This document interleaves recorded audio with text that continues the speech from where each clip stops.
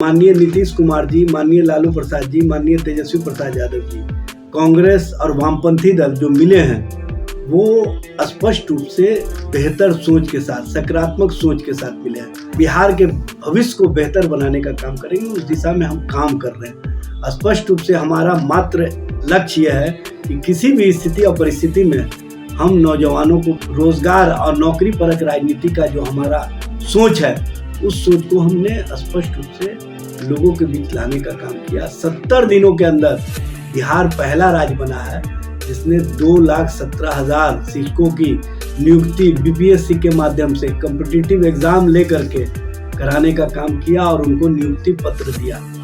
एक मुश्त नियुक्ति पत्र देने वाला पहला राज्य बना है बिहार। 65% हमने पिछड़े, अति पिछड़े, SC ST को आरक्षण की व्यवस्था की है। 49.5% से बढ़ा करके 65% किया और बिहार पहला राज्य बना है जो EWS वाले को कानूनी तौर पर मान्यता देकर के 10% आरक्षण की व्यवस्था की है।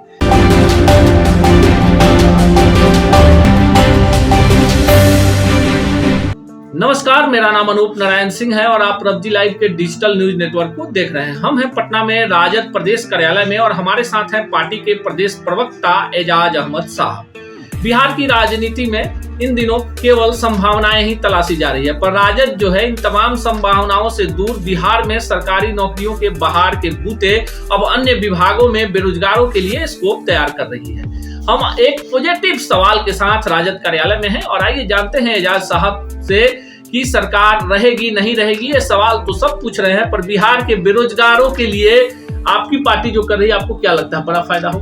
देखिए, सबसे बड़ी बात यह है कि जिस दिन से महागठबंधन का निर्माण हुआ है, 9 अगस्त 2022 के बाद से हमेशा लोग क्यासों पर राजनीति कर रहे हैं और जो लोग उम्मीद लगाए हुए हैं, जो भाग के सहारे छीका टूटने का इंतजार कर रहे हैं, वो हमेशा मायूस होते हैं, क्योंकि उनको भी पता है कि माननीय नीतीश कुमार जी, माननीय लालू प्रसाद जी, माननीय तेजस्वी प्रसाद यादव जी, कांग्रेस और वामपंथी दल जो मिले हैं वो स्पष्ट रूप से बेहतर सोच के साथ, सकारात्मक सोच के साथ मिले हैं और हमने जो संकल्प लिया था कि हम नौजवानों के चेहरे पर खुशी लाएंगे, नौजवानों के चेहरे को मुस्कुराने का मौका देंगे और बिहार के भविष्य को बेहतर बनाने का काम करेंगे, उस दिशा में हम काम कर रहे हैं।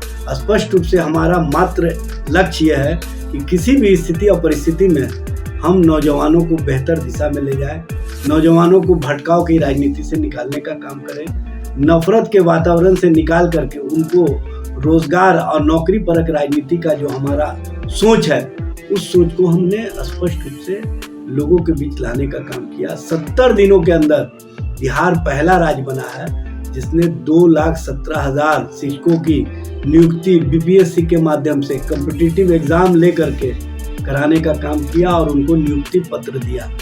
एक मुश्त नियुक्ति पत्र देने वाला पहला राज्य बना है बिहार। ये बिहार के संदर्भ में जो लोग राजनीतिक सपने देख रहे हैं, जो लोग राजनीतिक व्यापार कर रहे हैं, उनको सिर्फ और सिर्फ राजनीति में अपने आप को स्थापित करने का एकमात्र ललक यह है कि कैसे सत्ता मिल जाए, कैसे उनकी स्वार्थ की पूर्ति हो जाए।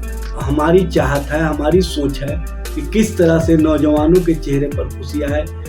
जो आम लोग हैं, जो शोषित हैं, जो वंचित हैं, जो पिछड़े हैं, जो अति पिछड़े हैं, जो समाज के सबसे नीचे पायदान पर हैं, उनको हम कैसे ऊंचे स्तर तक ले जाएं और उनके दिशा और दशा को कैसे सुधारने का काम करें, उस दिशा में हम काम कर रहे हैं। हमने पहली बार जातीय गणना करा करके 1931 के बाद आंकड़ों के साथ, और उस आंकड़े के आधार पर हमने पहले ही कहा था जिसकी जितनी संख्या उसकी उतनी हिस्सेदारी, हमने उस हिस्सेदारी को तय कर दी। 65% हमने पिछड़े, अति पिछड़े, SC ST को आरक्षण की व्यवस्था की है। 49.5% से बढ़ा करके 65% किया और बिहार पहला राज्य बना है जो EWS वाले को कानूनी तौर पर मान्यता देकर के 10% आरक्षण की व्यवस्था की है, जबकि भाजपा शासित राज्यों में कहीं ये मामले सामने नहीं है।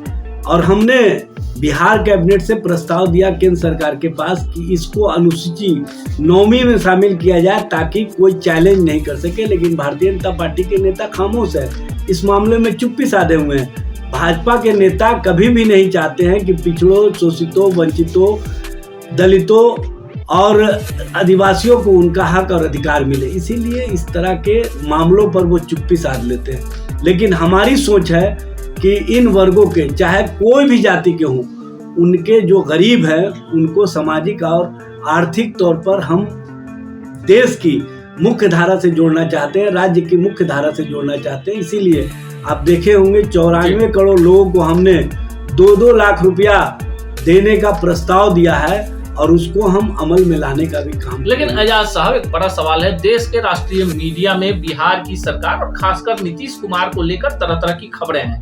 आपके पार्टी की तरफ से कोई बयान नहीं है, कोई हलचल नहीं है, चेहरे पर सिकन नहीं है, आगे जिस तरह से सरकार काम कर रही है उस तरह से काम हो रहा है। क्यों राजद एकदम पूरे कॉन्फिडेंस के साथ है? उसे क्या लगता है कि कुछ नहीं होने वाला है? देखिए, हमको पता है कि माननीय मुख्यमंत्री नीतीश कुमार जी जो समाजवादी सोच के हैं, उन्होंने पहले ही भारतीय जनता पार्टी का जो सोच था कि जो छोटी पार्टियां हैं उनके अस्तित्व को समाप्त कर दिया जाए। जेपी नड्डा के बयान को आपने सुना होगा। उसके बाद ही माननीय मुख्यमंत्री जी ने लालू जी से, तेजस्वी जी से, वामपंथी दलों से, कांग्रेस से बात करके स्पष्ट रूप से देशवासियों को संदेश दिया कि हम नफरत की राजनीति को समाप्त कर देंगे और जो लोकतंत्र, लोकतांत्रिक प्रक्रिया को कमजोर करने वाली भारतीय जनता पार्टी है उसके राजनीतिक मंशा को हम पूरा नहीं होने देंगे। और उस दिशा में उन्होंने पहल की और हम लोगों ने स्वीकार किया। और उस पहल और स्वीकार्यता के बाद जो बिहार में महागठबंधन का स्वरूप सामने आया, वो स्पष्ट रूप से जनता और जनता के हितों के लिए काम करने वाली सरकार के रूप में जानी जा रही है, पहचानी जा रही है। विकास परक राजनीति के लिए जानी जा रही है, पहचानी जा रही है। नौजवानों के चेहरे पर मुस्कान के लिए पहचानी और जानी जा रही है।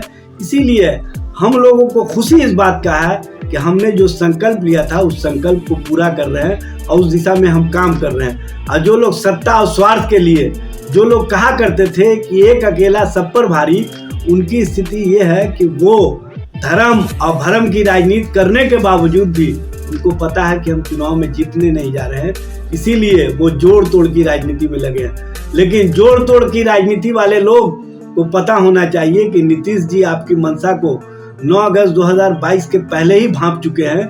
इसलिए आपकी मंशा के साथ कोई भी जो समाजवादी सोच का है, जो प्रोग्रेसिव सोच का है, जो बिहार के बेहतर भविष्य का सोच रखता है, वो भारतीय जनता पार्टी के साथ नहीं जा सकता है। क्योंकि भारतीय जनता पार्टी का सोच ही है संकुचित राजनीति, नफरत की राजनीति, समाज में विभेद पैदा करने की राजनीति, महंगाई बढ़ाने वाली राजनीति, महिलाओं पर अत्याचार और यौनाचार करने वाले नेताओं के संरक्षक वाली राजनीति। और सबसे बड़ी बात यह है कि जो भ्रष्टाचार को सदाचार और शिष्टाचार का रूप देने वाली भारतीय जनता पार्टी है, उसके साथ तो कोई खड़ा हो ही नहीं सकता है। भाजपा के जो नेतृत्व करता है उस पर अब देश की जनता का विश्वास नहीं है। इसीलिए आने वाले समय में 2024 का जो चुनाव आने वाला है, 2-3 महीने के बाद भारतीय जनता पार्टी और भारतीय जनता पार्टी का नेतृत्व कहीं दिखाई नहीं देगा।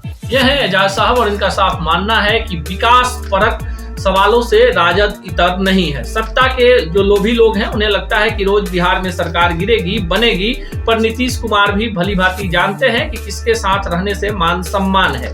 तमाम संभावनाओं पर विराम लगाते हुए राजद बिहार में नौकरियों के सवाल पर भाजपा को ललकार रही है। अब यह देखना खास होगा कि तमाम अटकलों के बीच राजद का जो कॉन्फिडेंस लेवल है काफी हाई है और राजद को लगता है कि जो उन्होंने वादा किया था 2020 के विधानसभा चुनाव में उसे काफी हद तक पूरा किया है। और जातीय सर्वे रिपोर्ट आने के बाद जो एक माहौल बिहार में बना है, इसका बड़ा फायदा महागठबंधन को 2024 के लोकसभा चुनाव में मिलने वाला है।